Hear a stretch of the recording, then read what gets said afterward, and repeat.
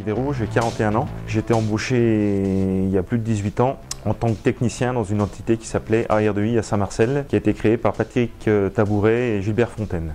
Historiquement, on a un parterre de clients orientés installateurs dans le domaine de la gestion technique du bâtiment. Donc c'est tous les gens qui travaillent dans le domaine du chauffage, de la climatisation et de la ventilation. Et par extension, tous les métiers techniques du bâtiment.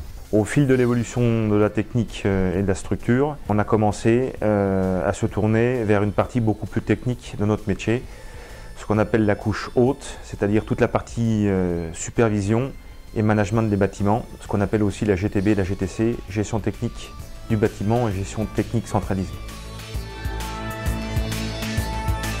Par exemple, ce poste de supervision nous sert à gérer et à contrôler le bâtiment en temps réel, qui vient récupérer l'intégralité des informations techniques du bâtiment, que soient les métiers.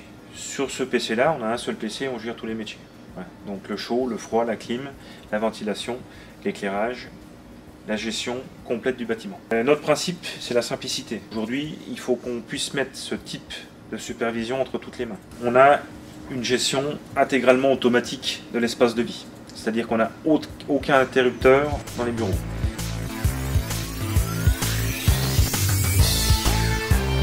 Depuis 2 ans, on a construit et emménagé dans un bâtiment situé à la Loyère, sur la partie nord de Châlons. On a construit un bâtiment de 1200 mètres carrés où on s'est réservé l'intégralité des lots techniques. Dans ce nouveau bâtiment, en plus donc des services généraux Arcom, la filiale que je dirige, donc Arcom BFC, est toujours répartie en ces 3 services historiques, donc un bureau d'études d'automatisme et d'électricité, un atelier de câblage où on réalise toutes nos armoires électriques, et une partie installation.